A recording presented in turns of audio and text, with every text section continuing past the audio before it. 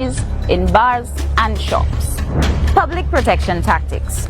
Quarantine yourself if you feel fluish in case you have been exposed. Call 311 or a respiratory clinic for advice. Country tactics. Partial lockdown.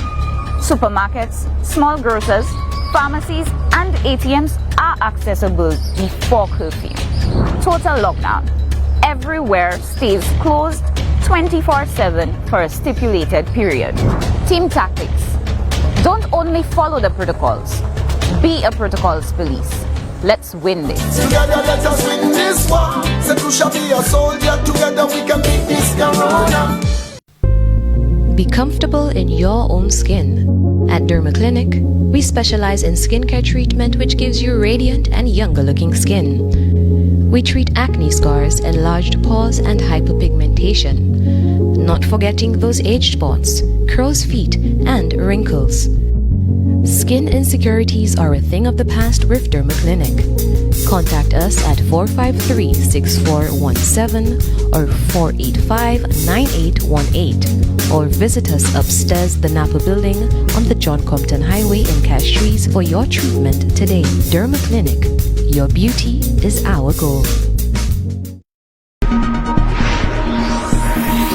You're watching MBC.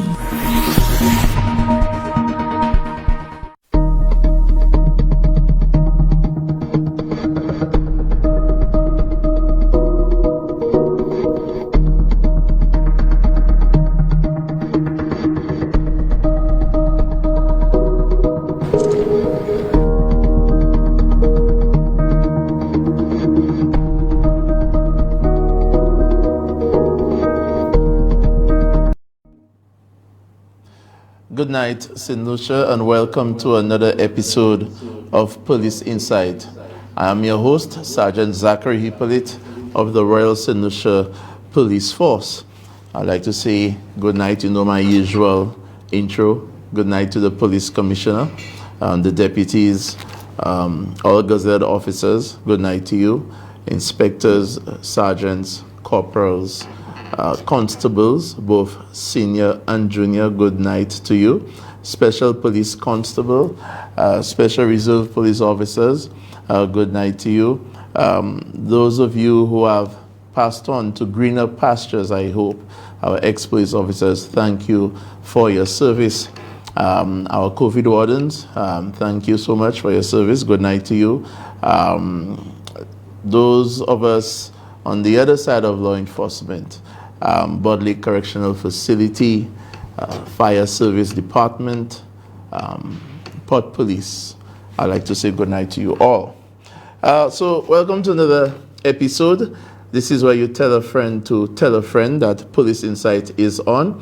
As you could see, what could I say? As we all know, things are just getting worse and worse every day when it comes to the infliction of COVID onto our fair country, onto our populace. And whilst we shall have various views, various sides when it comes to as to whether the spread or the nexus of it is that of the back door, the front door, the bottom line is we need to continue to be each other's keeper. We need to be responsible for ourselves. We need to understand that this is real. This is very, very real. There's not much more that could be said that the authorities, the police, and those citizens who have taken it on their own to spread the protocols, to promote it. We've said all that we could have said already. We just need to continue to fight, continue to pray for those who have been infected. Send your blessings, send your words of speedy recovery, your words of giving someone hope. Because we look around the world, we watch international news broadcast, and we see what's going on. There are places that are so in such panic, even in law enforcement, you know, that citizens are trying to wonder what they could do to lessen on this scourge upon humanity. Sometimes you wonder yourself. I've spoken to individuals who sadly have contracted the disease, and they wonder, I don't even know how I got it. I don't know. I honestly do not know. Maybe a momentary lapse. Maybe I touched something and then I put my hands in my mouth. To me, I'm always sanitized, and yet still, I just don't know. You know, my organization, we're dealing with our own challenges. We have colleagues who definitely are trying their best to wrap their minds around the situation that, hey, you know, I'm a police officer, I took an oath to serve my country. You know, I've gone through the training. I have been taught how to deal with those who wish to break the law, enemies of justice, enemies of what's right. And then to see you now dealing with an invisible enemy, one that just appears to have the upper hand. It could be very nerve-wracking. And just today I spoke to the president of the Police Welfare Association, Mr. Travis Chico, still on vacation, good night to you, and also the vice president, and all the members of the association, the executive. They're so concerned with what's going on in the populace, the citizenry, because police officers, we're citizens like everyone else. We have family, we have wives who have tested positive, we have brothers, sisters, fathers, uncles, and we have colleagues. So this situation, this global pandemic, will go down as one of the, in terms of our generation, one of the most formidable opponents that we have ever had to fight. And yet, one might say it's kind of easy to fight it if you do what we have to do. But when you have a situation where you've been cultured to socialize, it's just part of being a human being, to socialize. Even when you are found guilty by a court of law, and then you have to be sentenced, committed to a prison, some form of institution, even there, even whilst there, you still find the drive and the urge to socialize with other individuals. So this virus, whether it is natural, whether it is man-made, if it has an intelligence on its own, or whether it was created by a human being, you know, the debate is out on that. It was well engineered, whether it did it on its own or by a human being. Well thought of, well planned. Because yes, we've had colds, we've had flus, we've had, you know, that depends on our interaction with other people to spread, but never one like this. That is so quick. The transmission is so quick. And when you look now at the different variants of the virus going around the world, even now in St. Lucia, where the experts, the medical experts, the scientists are stating that the transmission is even quicker and potentially more fatal, more dangerous. It just makes you wonder, you know, how did this happen? And whilst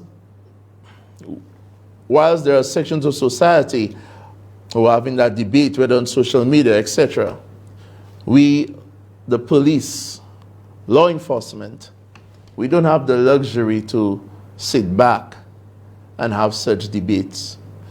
We don't have the luxury to work from home. We don't, and trust me, we really wish that we did have such luxury. You know, where you could stay from home, somebody calls, make a report. Oh, someone is breaking into my house, and the police could say, don't worry, I'm saying over a drone or some form of mechanical representation of law enforcement. And then we could, you've seen it on television. And then we could actually see through that avatar, if you want to call it that, and then take off the report. Sounds like news, sounds like the movies. It is.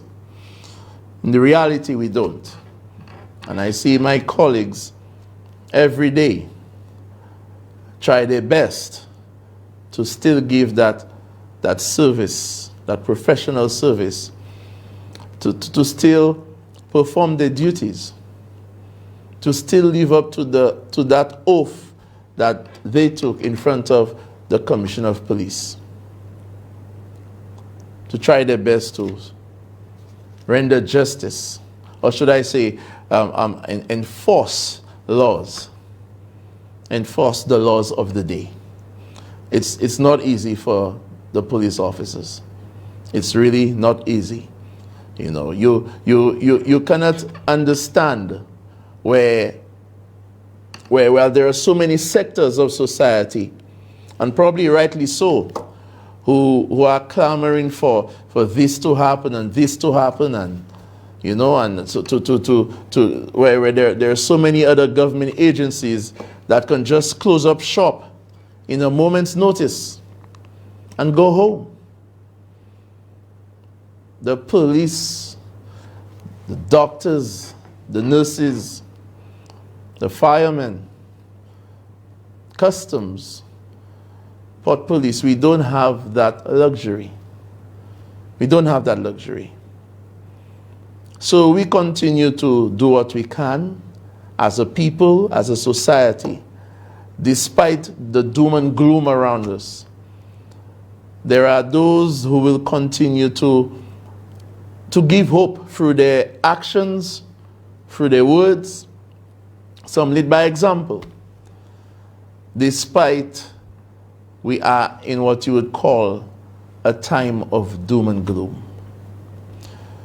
And when we speak of leaders and those giving acting, leading by example, I came across a video today. By now it has gone viral, but it's a video that is worth being played on this show. So go ahead, Shane. Guys, I'm going down the Bella Rosa Road this morning, and I noticed that there was some cleanup taking place.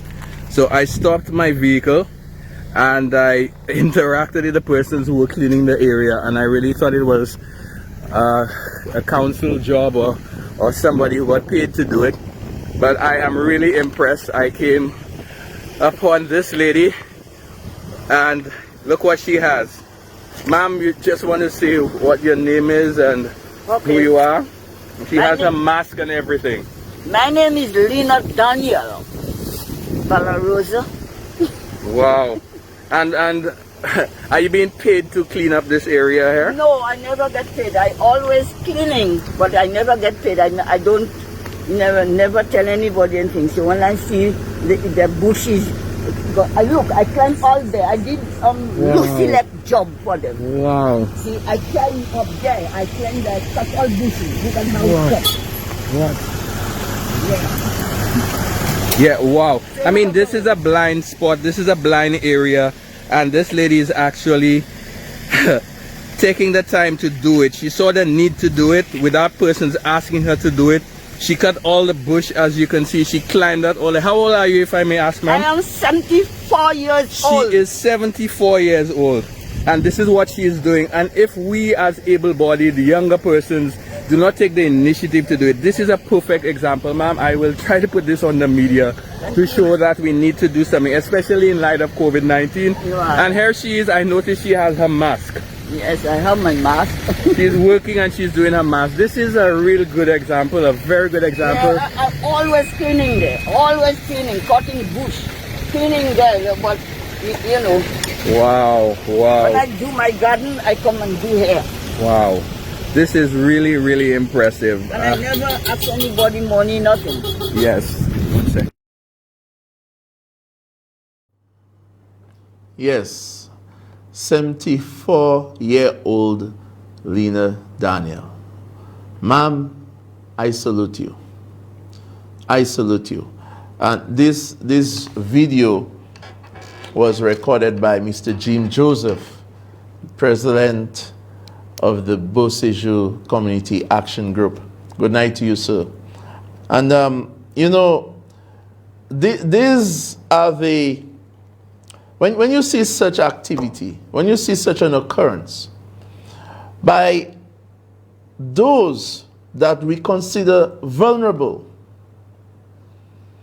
those we have placed into a group that we sometimes consider you need to stay behind, you need to, your time has passed. You are no longer relevant. When you see someone of that age use her initiative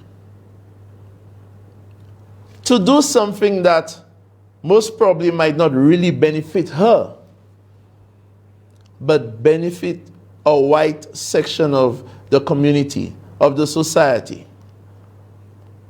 she's a hero. She is just a hero. Because, and I'll use the words of Mr. Jim Joseph, those of us with the young abled bodies. Those of us with the young abled bodies, most times we use two particular parts of the body, the mouth and the hands, to complain, to cause mischief, to criticize, to do all sorts of stuff on social media. Mind you, able-bodied, we are much younger than Miss Daniel. Should be much healthier, although nowadays when you look at what's going on, especially with COVID doesn't matter what age you are. But you know what I mean. We should be the ones taking on such initiatives. We, myself, all of us. And though that doesn't mean that there are those who don't, there are so many development committees, around the country. There are groups, the Red Cross, the Lions. Good night, Lions Club of Grosley. So happy to be a member. You know, great groups like the Moshi Development Committee. So when you look around, there are groups of persons who volunteer their time.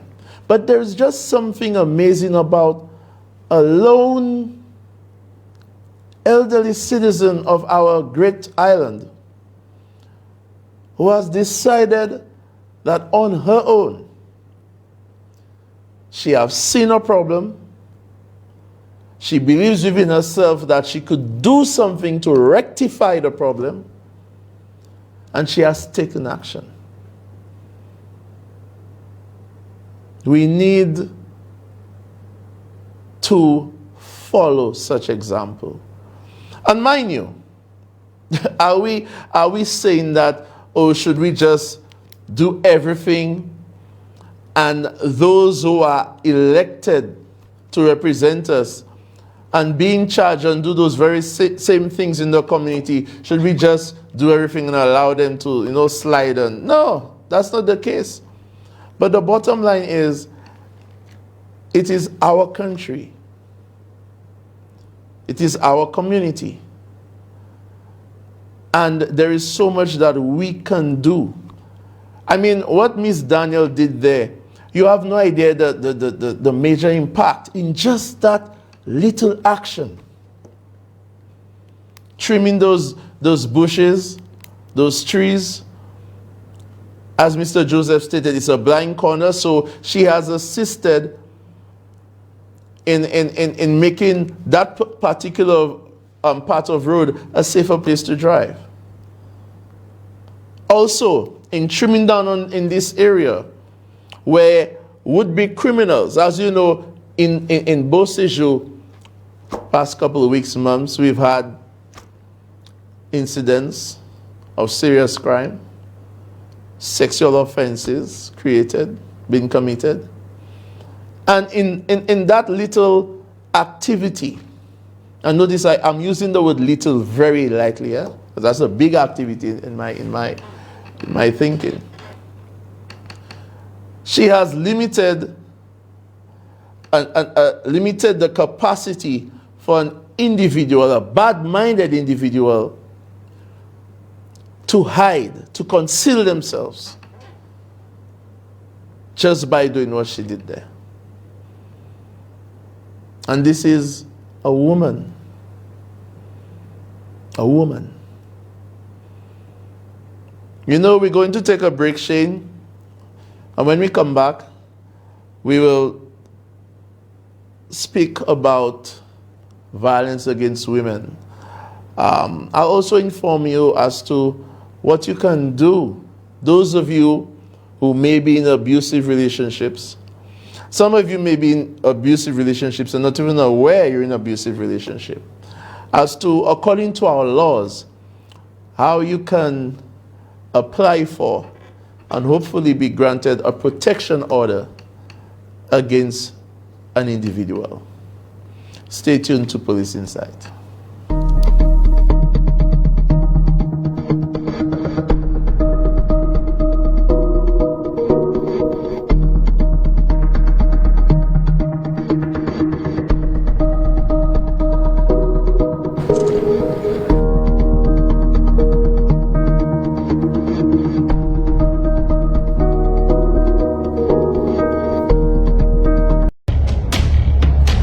How quickly the coronavirus spreads, each new case calls for increased public vigilance. Know what is happening, understand why, and comply. Think of the protocols as war tactics. Personal protection tactics. Keep 6 feet away from others. Avoid riding the bus, gathering on beaches, in bars, and shops. Public protection tactics. Quarantine yourself if you feel fluish in case you have been exposed. Call 311 or a respiratory clinic for advice. Country tactics. Partial lockdown. Supermarkets, small grocers, pharmacies, and ATMs are accessible before curfew. Total lockdown. Everywhere stays closed 24/7 for a stipulated period. Team tactics. Don't only follow the protocols. Be a protocols police. Let's win this. Together let us win this war. Say you shall be a soldier. Together we can beat this corona. All for great savings, right? Flow gives you up to $80 a month off your mobile by just adding it to your home bundle. Enjoy the fastest internet speeds and free mobile calls from your home phone, plus HBO and free internet speed upgrade. That's more value while you spend less. Switch today. Bundle and save up to $80 a month off your mobile. Call us at 1-800-804-2994 or visit us in store. Flow, keeping you connected. Terms and conditions apply. Be comfortable in your own skin. At Derma Clinic, we specialize in skincare treatment which gives you radiant and younger looking skin. We treat acne scars, enlarged pores, and hyperpigmentation. Not forgetting those age spots, crow's feet, and wrinkles. Skin insecurities are a thing of the past with Derma Clinic. Contact us at 453-6417 or 485-9818 or visit us upstairs the Napa building on the John Compton Highway in Castries for your treatment today. Derma Clinic. Your beauty is our goal. Hi, my name is Sidil and you may know some of my hits like this one. Don't play with it, man. Man pull up like 10 bad man in the band. Our music inspires and entertains. It powers festivals and is an integral part of our history and culture. Creating good music takes hours of thought, writing, arranging, recording, and production. When people or businesses who use our music publicly or for commercial gain get a music license, they're not just keeping the law, they're also supporting music creators, producers, musicians, singers, sound engineers, and many others in the music industry. Keep the great music coming. Get a music license for your business place or event. Support music rights. For more information, visit echorights.com. This message is brought to you by Echo and this Echo license station. Echo, protecting music rights. You're watching MBC.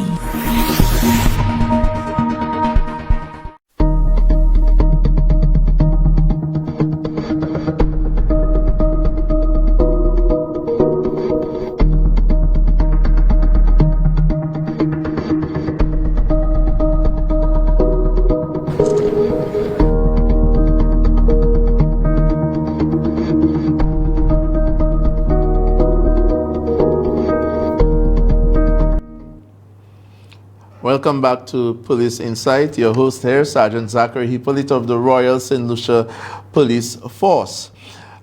We have a video from the World Health Organization. It speaks to the facts when it comes to violence perpetrated against women. Let's just take a look at this video for a moment.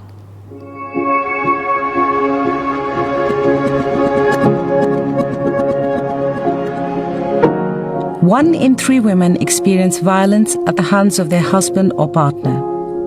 That's over 800 million women worldwide. These women can feel trapped, afraid. Their lives are often restricted. Those who consider leaving often fear ending up penniless or losing their children. Over time, their confidence slips away, making a life without violence seem a distant memory. The abuse can lead to injuries, as well as serious physical and mental health problems, in some cases, even death. Many women contract sexually transmitted infections or have unwanted pregnancies, and when pregnant, have a greater risk of miscarriage or of having a premature or low birth weight baby. They can experience depression, anxiety, other mental health problems, or become addicted to drugs and alcohol. It can be hard to know who to trust or where to turn. But there is a place they can go. A visit to a local clinic is often one of the few opportunities women have to go out alone. And it's important for doctors and nurses to make sure this isn't a missed opportunity. When doctors, nurses, and midwives listen with compassion, survivors are more likely to share their story. When they ask the right questions, they can uncover what is really happening and challenge cultural attitudes that say it's okay for a husband to hit his wife. They can reassure women that it's not their fault and can work with women to help them stay safe.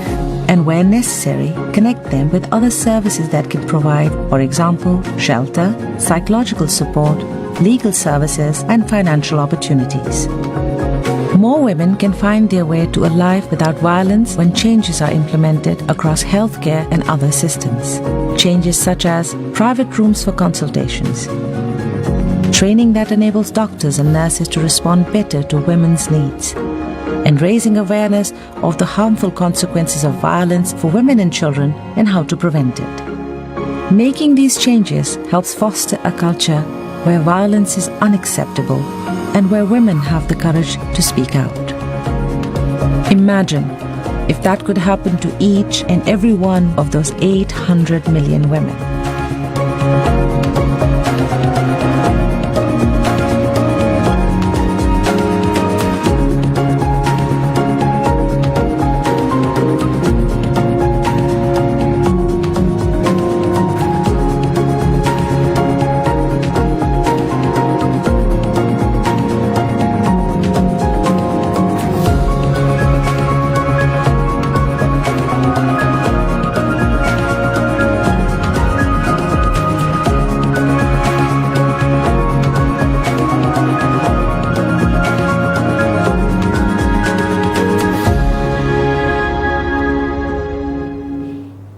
It's a serious problem. And we know it's a serious problem. It's a problem all over the world. It's a problem in St. Lucia. We all know by now what we discovered recently at Pigeon Point. It's very sad. But we've been down that road, haven't we? And yet, such occurrences continue. Before I move on, let me quickly say hi to those in the chat group on Facebook. Ivy Mitchell, Candida Daniel, Victor C. Anthony, how you doing, bro? Narcis Moise, Stephanie Cauldron, Angela Hippolyte. Who else we got there? Omani Joseph, Bontoin Matrine, Martin Francis Moise, Patricia Paul, Lucia Hippolyte, and Miwak Noir at Facebook. I always get a little chuckle, a little kicks from some of the names on social media. Good night to you all. Thank you for tuning in. Thank you for supporting the police. Thank you for supporting this show. But violence against women is a serious problem, continues to be. I mean, if we have to go in the archives of what we've experienced as a nation. But are we doing enough? Do you think we can do more? Are you satisfied with, do you think the state is doing enough to protect women? Do you think the services that are provided for abused women by the state is adequate? Later on, when I open up the lines, I would like you to share your thoughts with me. You could even WhatsApp me. I'll tell you the number a little later. I'd like to say also good night to Sergeant Matthew of the Gros Islet Police Station. Assisted me today in doing some research, provided some information for me. Thank you so much, Sergeant. And you know, when we look at violence, abuse, we can ask ourselves, who is the victim? Who is the victim? And according to the research, anyone can be. It doesn't matter the sex, the age, the religion, the culture, employment, or marital status. It doesn't matter. And I'm happy. I want to really single out one there. Status, employment, or marital status. Because most times, we're of the opinion that this only affects unemployed people, people of a certain class, that sometimes we term low class, people who are not that fortunate as others who would have a stable job, that this is where this happens. But no, that's not the case at all.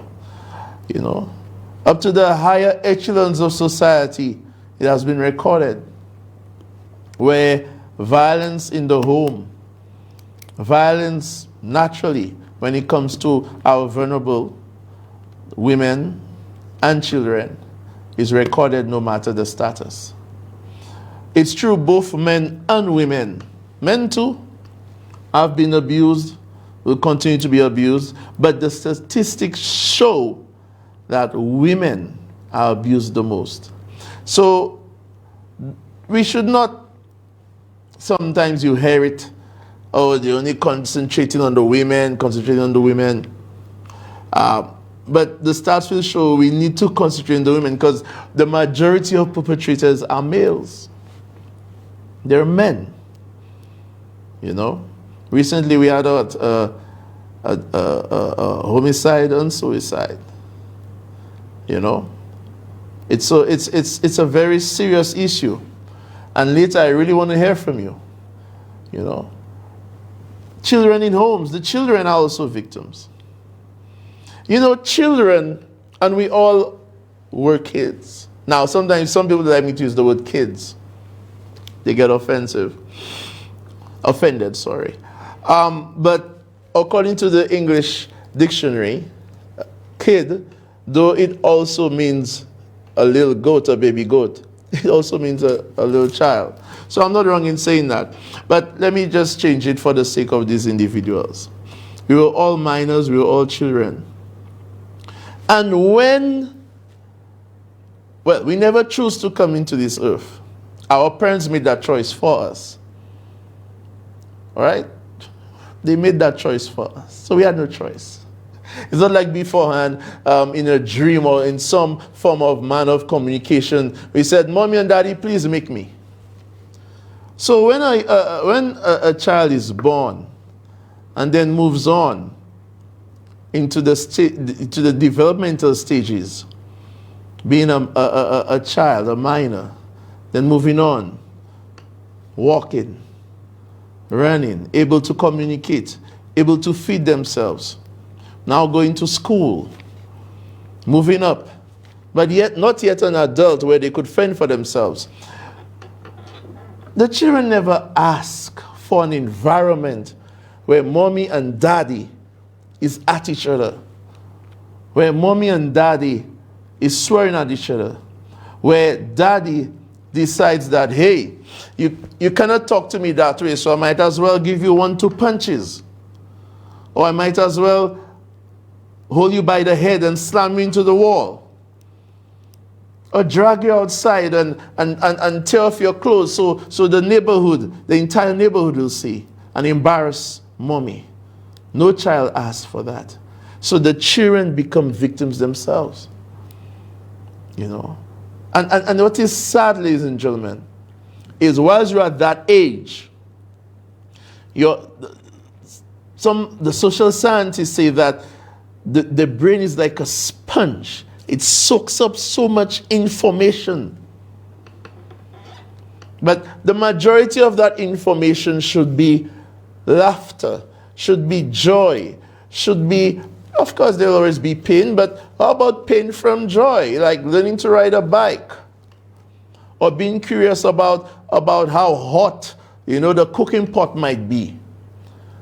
That type of pain. But not the type of pain that a child would experience when they look up and see that the two human beings that they depend on for everything is at war with each other. And the information goes on to say that children in homes where there is domestic violence are more likely to be abused or neglected. Even if a child is not physically harmed, they may have emotional and behavior problems.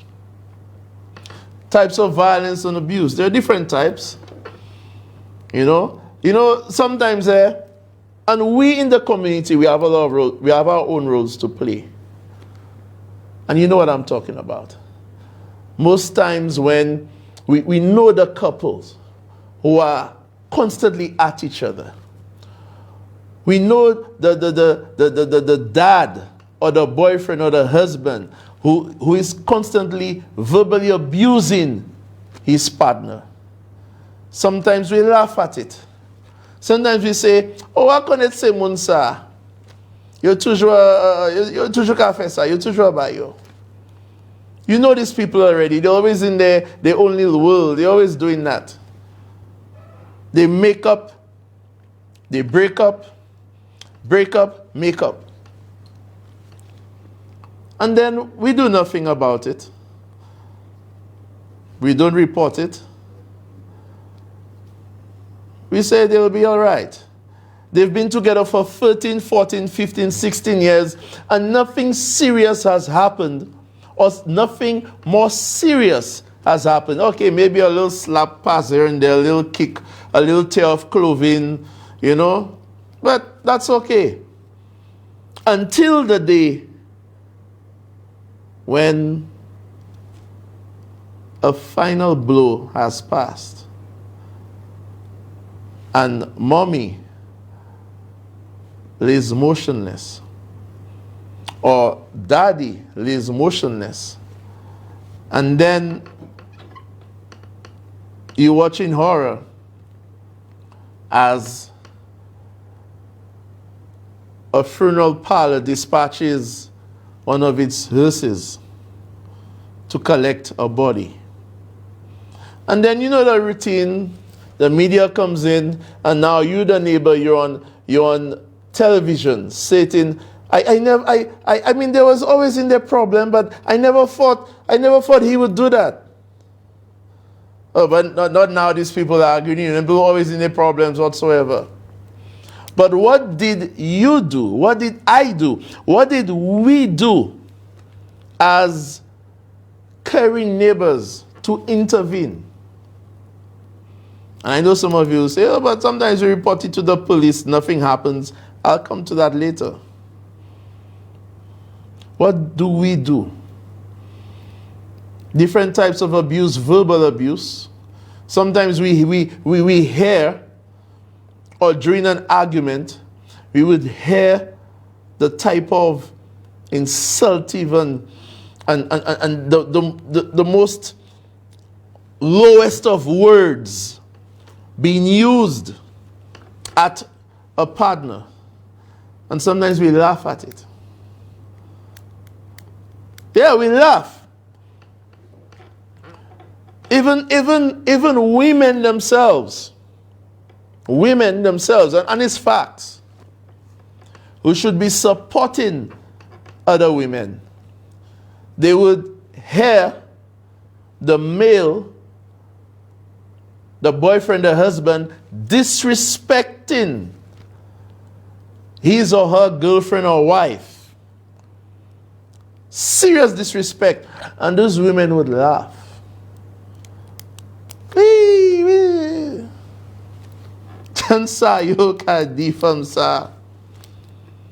Because probably they're not speaking to her. You know how it is. Emotional, psychological abuse, physical abuse. And sometimes you would say there are those that worse than the other, but physical abuse, there's just no excuse for any. Financial abuse, especially when the man is the breadwinner. And I know some people who say, but she can leave. She can go and get herself a job. She could move on. Yes, she can. But not everyone. There are people who need the support. There are people who need the motivation. There are people who need the strength to move on. Some of them, we ask them to move on. Where are they moving to? And sometimes we ourselves tell them to move on, but we will not even tell them, come to my home. Come and spend some time with me until we get this sorted out. Until the courts or the police or some legal authority moves in. Is that a call, Shane? Yeah. Okay, Shane, let's just open it up as we continue. Let's take the call. We lost it. Okay. You understand? Though the lines aren't officially open yet, but if the calls come in right now, we can take them. That's not a problem. Because I know there are people who have certain things they'd like to say. You know? There are some common myths about domestic violence, people. Myths. And we've heard them. You know? Domestic violence is not a problem in my community. Don't worry about these people. They're always doing that. It's not a problem. They're always in that little situation. Domestic violence only happens to poor women and women of color.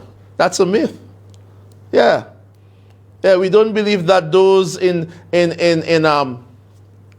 we like to use that area, Cape State, so much. But there are other so-called areas that we consider bougie. That doesn't happen there. These people are happy. They have everything. They got the mansion. They got the swimming pool. They got the Bentley and the Audi in the front. They got the picket fence. They got the Doberman and the Bulldog. And when they go to Massey, the trolleys are so high, that they probably spent about $1,000 in groceries. That doesn't happen there. You are so wrong. You've heard this before. Some people deserve to be hit. Yeah, man, he had a right to slap that woman because she disrespected him. He had a right. Or she cheated. So he had a right to do it. He had a right to choke her and chop her because she disrespected him. You know? Alcohol, drug abuse, stress, and mental illness causes domestic violence. But yet, sometimes, or most of the times, when we arrest the perpetrator, some of them don't even drink. Or they drink occasionally. They don't even abuse drugs. You'll be surprised at some of the perpetrators, their status in society. You'll be surprised. There's another myth. Domestic violence is a personal problem between a husband and a wife. And notice the key word there, personal. Personal problem. We consider it personal because that's husband and wife. I mean, they would say, but I mean, come on, we don't know their financial situation. We do not know how much money they have in the bank. That's their personal issue. We don't know if they owe courts. That's their personal issue. We don't know if they have food in their fridge. That is their personal issue. So if the people are having their quarrel and whatnot, that's their personal issue. It's not their personal issue, ladies and gentlemen, because a crime is being committed. And the last one I see here, if it were that bad, she would just leave. If it was that bad, she would just leave. When the studies have shown that there are so many reasons why a female does not have the strength. I was about to say cannot leave, eh? She can leave, but does not have the strength or the means to leave. The time is running so quickly. Signs of an abusive relationship. I need to touch on that one. Okay? So that some of you out there in the communities, when you hear these signs, and when you think back, even for yourselves, you'd say to yourself, yes, I am in an abusive relationship. So here's sign number one. Very jealous and possessive or obsessed partner. Very jealous and possessive or obsessed partner. Now, there's nothing wrong with a little jealousy, you know. I've always said that. Even God was jealous of his people. It's written in the Bible. You can look it up. But there's a difference between when you reach that point of being very jealous and obsessive, that your partner, even your partner communicating with somebody else, is a problem for you. And when I say communicating, people are not talking about situations where you might have reasons to elevate your suspicion, like your partner probably grabbing their phone and skipping, going to another part of the room so they could answer. Or you never hear your partner phone ring at all. You always have it on silent. I'm talking about normal conversation. A couple is walking down the road in broad daylight, and someone says hi. The female responds by saying, hello, how you doing? And the male would literally grab her by the hand, give her a squeeze, or sharp pull and say, you with me? How are you talking to that man? Obsessive partner. A partner that gives curfews and punishes victims if curfew is not rigidly followed. There are men who tell women, you're knocking off at 4 o'clock. I expect 4:30 you should be home. They live in Morshire or they live in Grenivier and their girlfriend working in Castries. And there is traffic, there's all that. But I expect you to be home by 4:30. And lo and behold,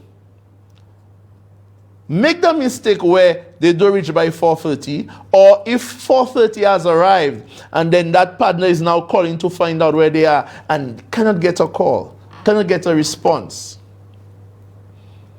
They want you to follow the rigid pattern. You must do this like that. You must do this like that. I'm sure there are some of you ladies there who's listening and saying, oh boy, it's either you know it's happening to you, or you know it's happening to someone that you know very well. Another sign of an abusive relationship, partner forces victim to have sex. You must give it to me. You have no choice. You have no choice. What, you tired? What, you have a headache? Nah, man, push you down. Take it, no matter what. They force you for some form of sexual gratification. And whilst the sexual the sexual intercourse, we have a call? Okay, let's take that call. Good night, caller. Caller, you there? Hi. Yes, ma'am. Good night. Thank you for calling. Hello? Hi. Yes, talk to me. Can you please play Who I Am by Kipusan, please? Sorry? What number did I call it? That is the Police Insight Talk Show. That's where? Police Insight Talk Show. You probably called the wrong number. This is NBC. Sorry. You're live. Sorry. Okay. Partner beats or hits victim. Partner threatens victim. And we've heard this before. The profile of an abuser. They are controlling. Listen to that, people. The profile of an abuser, and this is according to those researchers, extensive wealth of information, of evidence. The profile of an abuser. We have another call? Good night, caller. It's you again, ma'am. I think you... Hello? Yeah, ma'am. You called the same number again. Oh, sorry. Yes, that's okay. Yeah, hang up. So we're going to do, when you're ready for the lotto, you let me know, and then we'll open up the lines officially. The profile of an abuser. Profile of an abuser. He or she is very controlling. It must be their way. And their way means you have to conform to their controlling behavior. They are often angry, swearing and shouting, and sometimes for no reason. Sometimes you're even shocked as to, hey, but what did I say that was wrong for you to react that way? Often angry, swearing and shouting. They get mad when you speak to members of the opposite sex. They get mad when you speak to members of the opposite sex. And ladies, I've heard some of you said, oh, he loves me. But if he loves you, he would respect that you are still your own person. He will respect that you could have a conversation. He will not be mad just because you're merely talking. There is no other circumstance for him to be upset. But just because you're merely talking, speaking to someone. And people, you might be saying, but Zach, are you serious? What are you talking about? People, there are women friends of mine who have told me that their partner have gotten upset by saying good afternoon, to a member of the opposite sex. Good afternoon. I'm so serious. They're very possessive, and they dictate what should be done in the home. Okay. They dictate what should be done in the home. You have no choice, but they're the ones who decide on what should be done. Man, the time is running so fast, but we're going to take a break right now. I've gotten the signal. We're going to do the lotto draw. When I come back, we're going to open up the lines. I'm going to speak about how you could get a protection order. Stay tuned.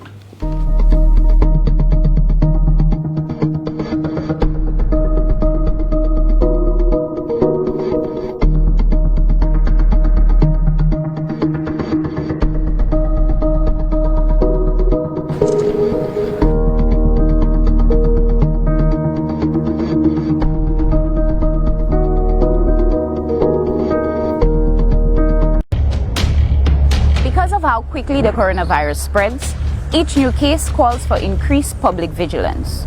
Know what is happening, understand why, and comply. Think of the protocols as war tactics. Personal protection tactics. Keep 6 feet away from others. Avoid riding the bus, gathering on beaches, in bars, and shops. Public protection tactics. Quarantine yourself if you feel fluish in case you have been exposed. Call 311 or a respiratory clinic for advice. Country tactics. Partial lockdown. Supermarkets, small grocers, pharmacies, and ATMs are accessible before curfew. Total lockdown. Everywhere stays closed 24/7 for a stipulated period. Team tactics. Don't only follow the protocols. Be a protocols police. Let's win this. Together let us win this war. Say you shall be a soldier. Together we can beat this corona. All for great savings, right? Flow gives you up to $80. You're watching MBC.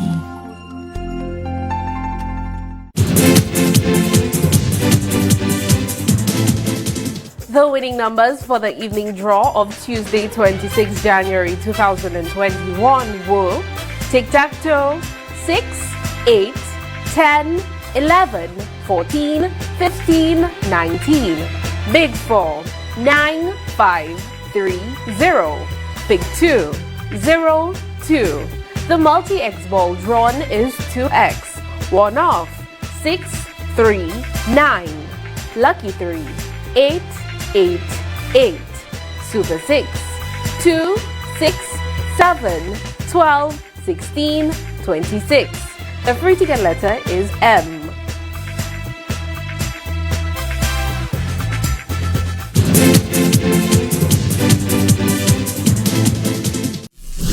For great savings, right? Flow gives you up to $80 a month off your mobile by just adding it to your home bundle. Enjoy the fastest internet speeds and free mobile calls from your home phone, plus HBO and free internet speed upgrade. That's more value while you spend less. Switch today, bundle and save up to $80 a month off your mobile. Call us at 1-800-804-2994 or visit us in store. Flow, keeping you connected. Terms and conditions apply. You're watching MBC.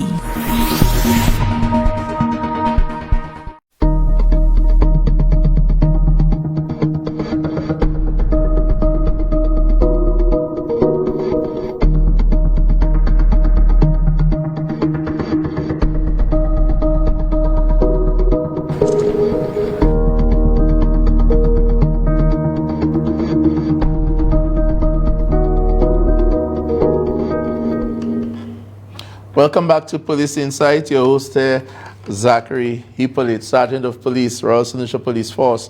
And during the break, I've already gotten some nice messages. Good night, Miss Cheryl. Good night to you. Mr. Joseph Highlands of Ridgely. I know you're locked in. Good night to you, sir. So let's continue the conversation. We're going to open up the lines.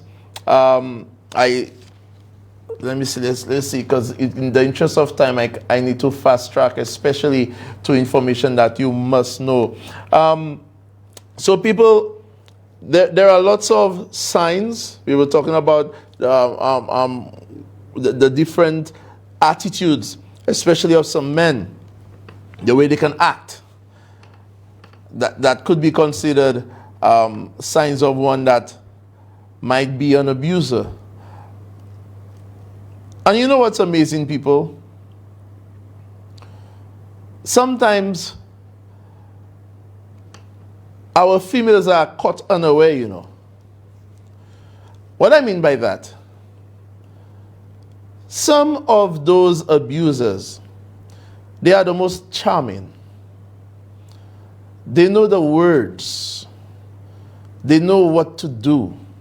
They know how to make the setting. They know how to make the female so comfortable. And they could literally conceal their real attitude, the evil intent, the controlling demeanor for a very long time. We've heard of stories where sometimes 2, 3, 4, 5, 6 months, the woman is dating the man, and he's the nicest. As a matter of fact, even too nice. Even too nice. And as soon as they have crossed the boundary, past the boundary of sexual intercourse, intimacy, and probably now even living together, the true wolf presents itself. I've got a call. Let's take that call. The program. Good night, sir. Sorry. Brother Zachary. Hey, my brother, what's up? What's up, my boy? Talk to me, bro. All is well? Yeah, all is well, eh? Yeah, but let me tell you. Uh-huh. You making some good points there. You making a lot of sense. But you want to bring a little balance to your presentation. Because, Brother Zachary, they have a lot of good men. They have a lot of decent men. But them girls don't like decent men, father. Some of them young girls, Papa, they don't like men that holding themselves. So you say they deliberately get attracted to the men that abuse, or the men that appear to be that type of rough type of person? Is that what you're saying? Yes. Because imagine, Zachary, Zachary, I'm a married man. Mm-hmm. I ain't looking for nobody. But a girl watch me once, and a girl tell me she can't get friendly to a man like me. You're too soft. Just having a little discussion. Just talking and, Yeah, you're too soft. So I try to get in her mind. Although I'm not no kind of psychologist, but I try and get in her mind as to why, to me, I'm a decent fella. I have no criminal record. So to me, well, I should be able to meet somebody's criteria if I go in that route. God, you know what? The girl watch me and hey, Brother Zachary? What she tell you? God, I too decent. My shirt always in my pants. Mm-hmm. My hair always well combed. I doesn't smoke. I will not go and bust no gunshots for. Mm-hmm. I have got no tattoo.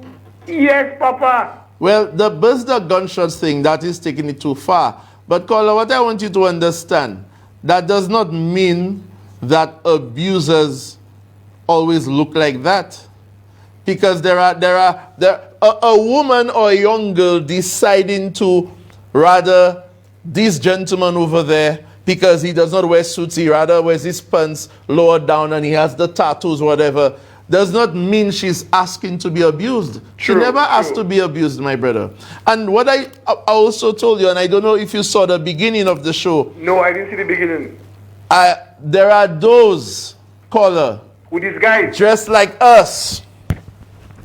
There are those just like us. There are those who declare they're representing the Almighty God. True.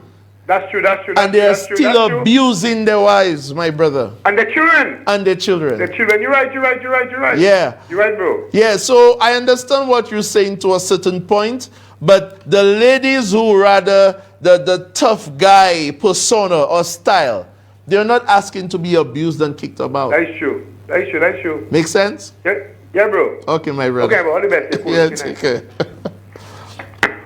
Breaking the cycle. Because it's a cycle, ladies and gentlemen. It's a cycle of violence. Okay? Especially when the children, according to the studies, when children are raised in homes where there's abuse among the adults, that's what they learn. They believe it's okay. They believe it's okay to inflict pain on others, or they believe it's okay to accept it. So breaking the cycle, in order to do so, victims must be educated about domestic violence. We need more education. And one of the best places to be educated is where? Our schools. I know, we follow a set curriculum. We follow a set curriculum. We all know that. But we need a little more life-changing subjects or life preparation subjects. I'm looking for the words. Maybe one of you could WhatsApp me. Yes, we have a call. Good night, caller. Hello. Hello, ma'am. Good night to you. Talk to me. We have some. Good night. Good night, ma'am. Talk to me. Oh, no, we missed that call. I'm so sorry. Could you please try again? Okay, thank you, Mr. Jim Joseph. Thank you for, thank you very much. And all those who are watching. Okay, thank you.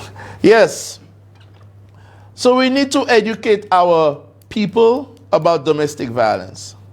It's important. Another call? Good night. Good night. Good night, caller. Hello, good evening. Yes, ma'am. Thank you. Did you try calling a while ago? Was that you? Not me. Not okay. Me. All right. Go ahead. No, not me. Okay. Talk to me. I just need to accept, not really a question, huh? Mm-hmm. But then if you are a police officer and then you threaten somebody saying you have a gun and you're going to shoot them, you're going to kill them, and now the other person now so vexed, that person retaliates. What steps can that person take? When you say retaliate, what did the person do? The person felt a bottle in her balcony. In the officer's balcony? Yes. Well, the officer has committed an offense by threatening that individual. So you, the person. I'll listen to you on that. No problem, ma'am. No problem. People, the police is an agent of peace, you know. The police is an agent of peace. A police officer, we're trained to keep our cool, to handle things in a professional manner. So if a police officer has threatened somebody, they have committed an offense. And you should report that police officer. Let's take that call and I'll continue answering that last. Let me make a note. Good night, caller. Good night. I want to ask a question. Has the police made a report on the identity of the young lady that was found at Pigeon Point? No, ma'am. Not to my knowledge. I have not seen any press release on that. Yes, I've been listening to the news and I have not heard nothing. Yes. But yet people have names out there. Ma'am, it is a very sad thing. The world we live in now is social media. Yes. It's very hard to control this.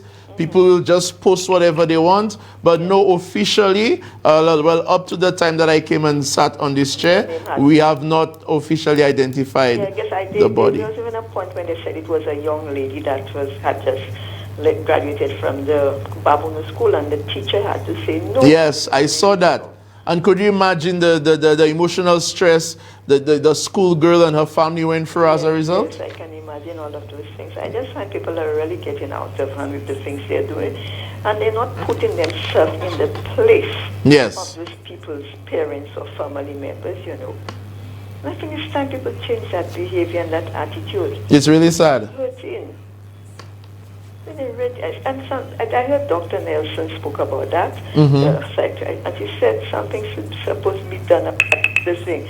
They're supposed to put legislation in place to stop those kind of things. But just recently, I think up to tonight on the NBC newscast, the National Security Minister, he spoke about that, about certain legislation that the government is looking into to probably control what people, well, not really control exactly what you post, but post that can cause some form of distress to you. And like he said, he actually encouraged persons to make the reports, and let's take it to the courts. Let's try it in the courts. Yes, I just find, and some of them very much, look at so many people that have been killed. Some of them are very aware of who killed the people, you know. They know of it, but they don't go and make no report, and they allow the people to run from the police. And yet they're taking the person that is the victim and have this, you know, this is not right. Yeah. Thank you. Thank you so much for your contribution, ma'am. So I was saying we need to educate individuals, victims, children.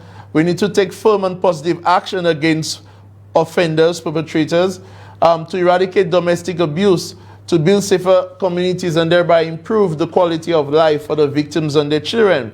So how is that done?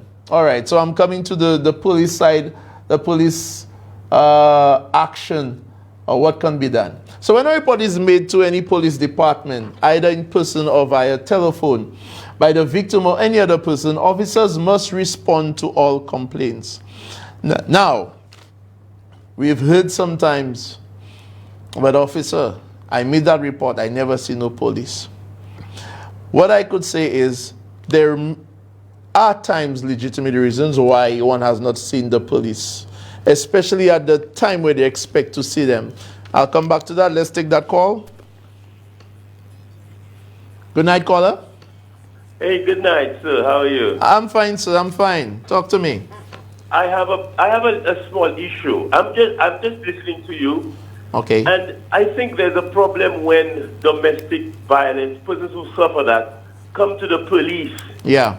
And the police say they have nothing to do with it. It's a domestic issue. I think the police force should be the bridge into the social services to get these things sorted out, because it's a big problem when people come to you all and people say, oh, my woman is beating me or my man is beating me, and you're like doing nothing about it. So can I ask you a question? I'm not saying this is, sorry? I'm not saying this is not happening, but no police officer, no problem. No police officer should tell any person who comes to the station, make a report that they're being abused, that there's nothing they could do about it. No. Okay? Not at all. Though we don't have an official charge of domestic violence, but domestic violence involves a lot of offenses. Assault, wounding, insulting words, depending on the degree of bodily injury, grievous harm. We investigate the circumstances of the domestic violence and we can take the individual to court. So I don't know how, if this is happening, ladies and gentlemen, if this is happening, a police officer cannot, should not, it is wrong to say to any individual, whether he's male or female, who comes to that police station and say, my man is abusing me, or my woman is abusing me, and to look at that individual and say, there's nothing we could do for you. That cannot happen. As we noticed as I was reading there, officers must respond to all complaints, because people, if the police officer has taken that stance and has allowed the abuser to return to the house or to the offender or to the accused, and then now this person gets killed, what happens? No, not at all. And I'm not aware of that happening, but if it is happening, it should be reported. Yeah? So, as we continue, first duty of the officers attending to the scene of a domestic violence incident is to protect the victim and children from any further abuse. So you see, there are things we are mandated to do. So how can an officer say such a thing? Never ask the victim, do you want to make a complaint, or what do you want the police to do? Instead, we need to record a full account of what has transpired, what has happened.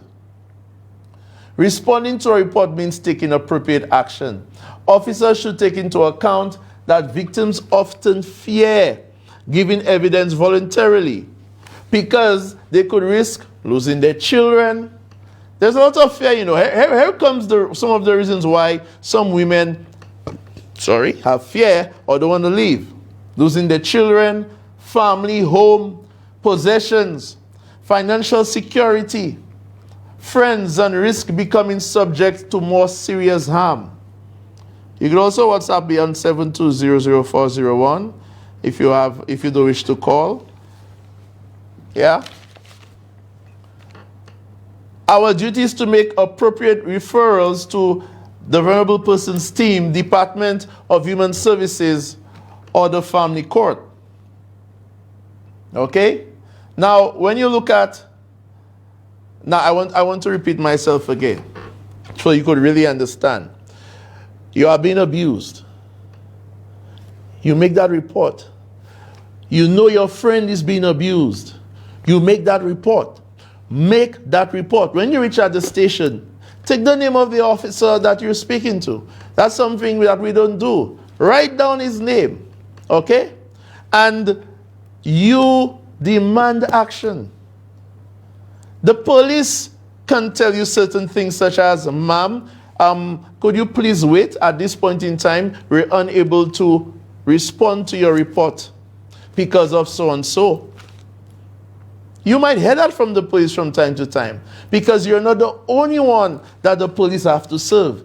But the police must respond to that report. Yeah? And people, and that's what entire the show.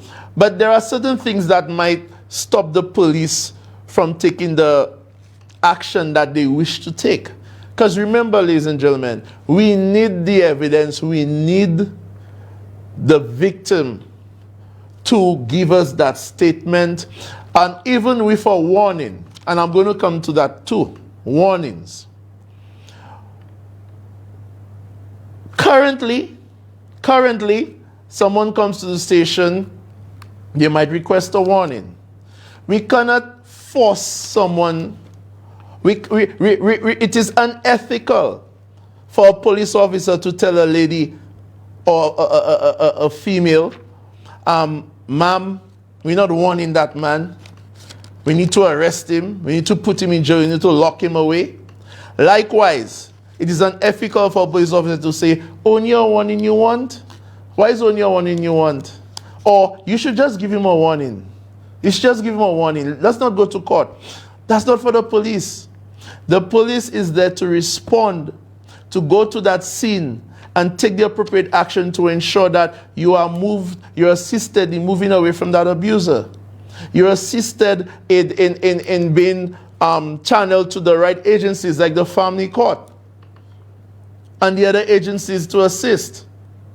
The police can arrest and charge the individual for you. But we cannot force people to go to court. We cannot force people to go to court. We cannot force individuals. We cannot force a wife or a girlfriend who was slapped or beaten to take another individual to court. We cannot force them.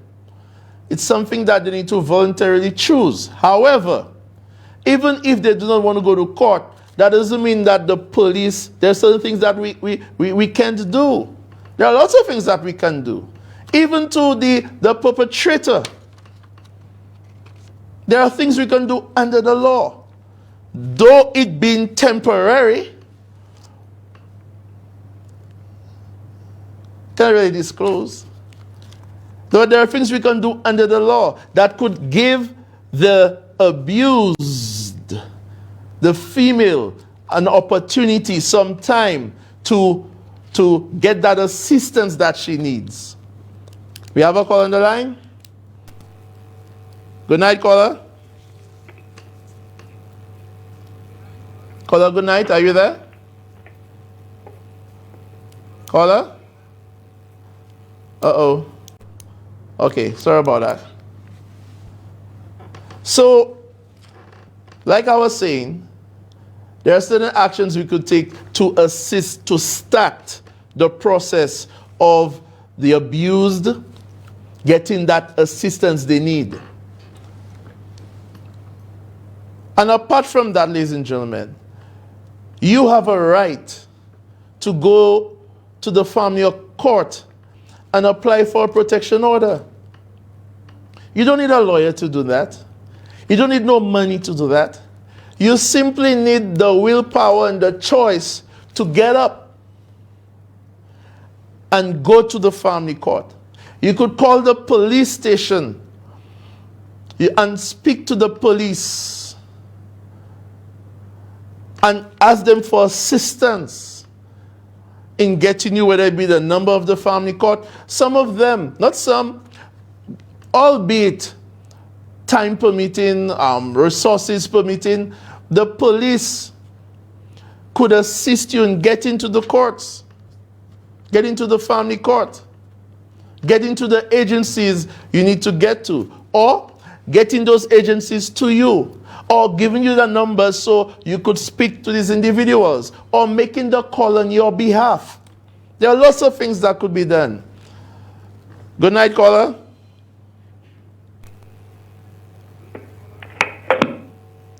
Oh, no, we're not supposed to be losing those calls, not in this, I could imagine. Please try again, caller. So when you go to the family court, it's best to go early in the morning. You'll go to the family court and you will inform the court, the receptionist, whoever it is, that you would like to make an application for a protection order. From there, they will take certain information from you, and you'll be assigned a social worker. This social worker, his or her job is to get relevant information from you, do an investigation, and to provide the evidence or the information needed along with that application, so that when that application is presented to the magistrate, the court would look at that information and be satisfied that in this circumstance, in your circumstance, a protection order should be granted. So if you're living with the abuser, if you are living with the abuser, or you are in a visiting relationship, whatever the case may be, you have a right to apply to the family court for a protection order. Can we take that call? Good night, caller. I don't know why, and that's not a session. I don't know why the individual caller. You could also WhatsApp me if you're concerned or probably worried about saying what you would like to say. The number is 7200401. 7200401. You could WhatsApp me. People, don't forget, if you have an issue, you have a problem, you could also dial 999. Yeah? You could dial 911 too, you know. 911 also. Listen to me, when it comes to a situation where you need help, don't be concerned about whether you dial 999 or 911. You dial that 9 number and try to get the assistance you need. So like I said, you'll be assigned a social worker who will gather the evidence needed to accompany the application of the protection order. The application will be tabled before the magistrate with all the evidence and information needed. So we must satisfy the court that the individual you are seeking protection from has used or threatened to use violence against you, have caused physical, mental, or emotional injury to you, and this person is likely to do it again or continue to do it again. So these are some of the things that needs to be tabled or proven before the court. The protection order can prohibit or prevent the individual who's abusing you a lot of things, a couple things. Here are some of them. From entering or remaining in your household or residence. From entering or remaining in your household or residence, albeit for a period of time. From entering your place of work or education. It's a powerful order, you know. It's a powerful order, and it is there to assist you. From entering your place of work or education.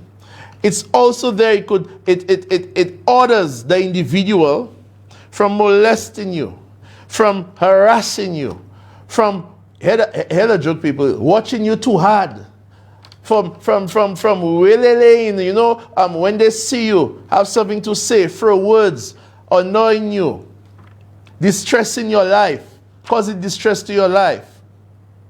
And if the individual breaches that protection order, there's consequences. There's consequences. So you have filed for a protection order against your partner who's been, you know, whatever the situation, and you were successful in getting that protection order granted by the court. The court will ensure that this individual is notified. Yeah? And then, well, the person must be summoned to the court. It's like a hearing, people. But however, in certain situations where after being summoned, the individual refuses to attend, then the court hearing could be held ex parte. Ex parte meaning that the court will proceed in the absence of the individual as long as the magistrate has been satisfied that every attempt has been made to secure the attendance of the person in the court, the person that is abusing you. So not because they're not coming to think that it's okay, that they must be there. No, the law provides for the court to make a ruling in their absence. So if this person, you have now successfully have a protection order against that individual, and one of the conditions is that they don't come near your workplace, or they don't come near your residence, and this individual breaches that, they still decide to come. They still decide to come and trouble you, to insult you, to try to abuse you, anything whatnot that goes against the protection order. The police will arrest that individual. And then that individual will be brought before the courts, and they have to explain themselves. But there are consequences for not having a good explanation.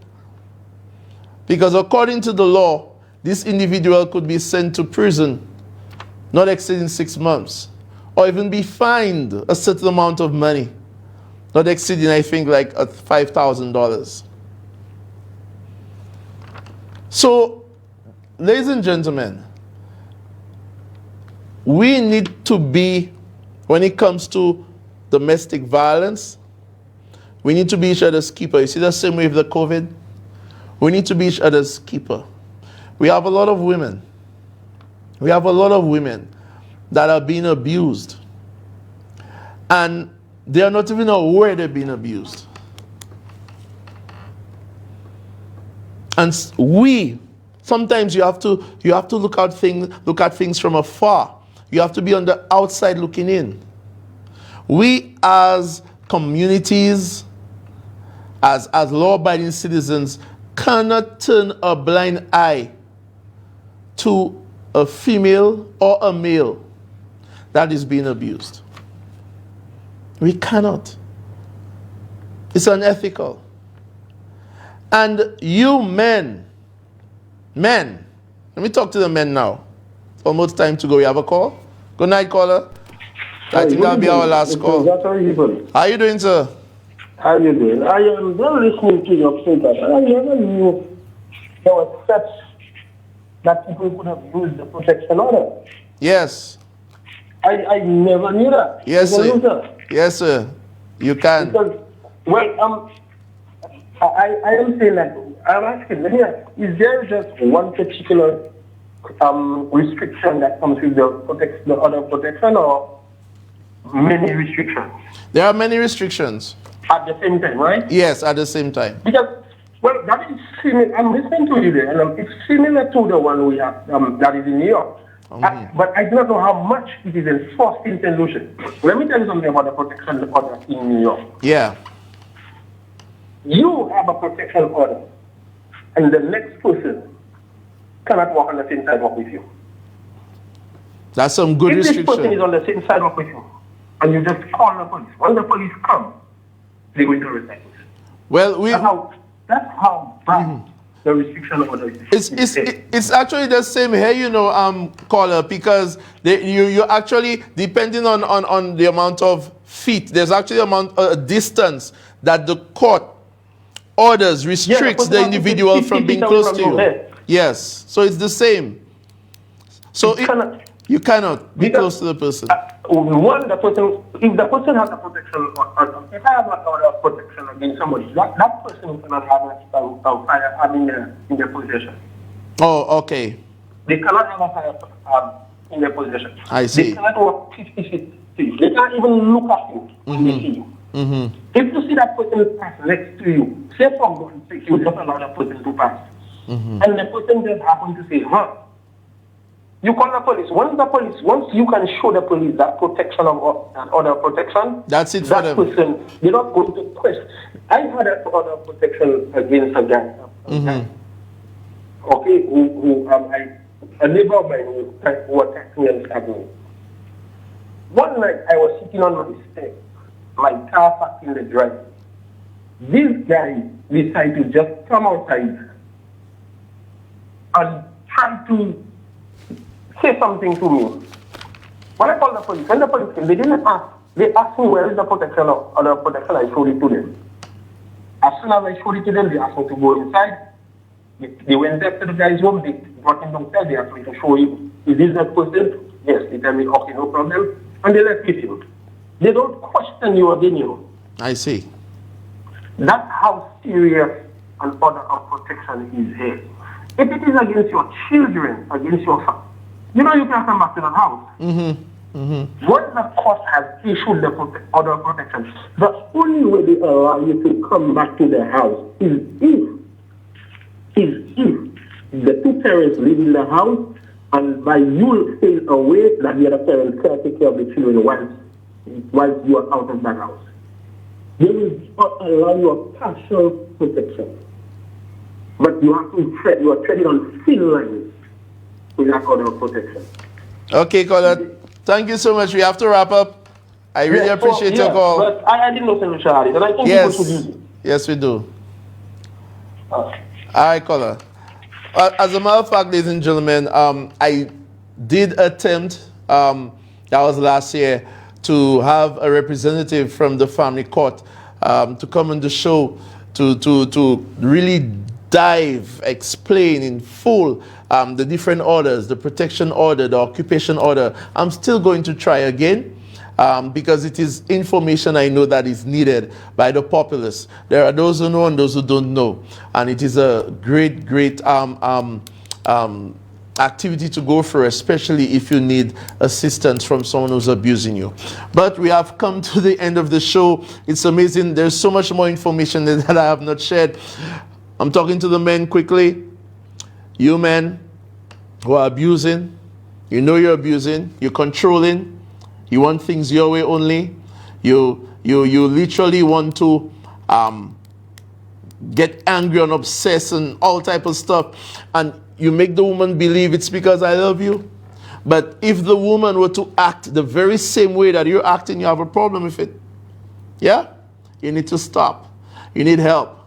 You need counseling. And us guys, us men who have the male friends who we know have such behavior, we know for sure they're hitting on the woman, we know for sure they're beating her up, we know for sure they're abusing her, insulting her, treating her like the worst of the worst.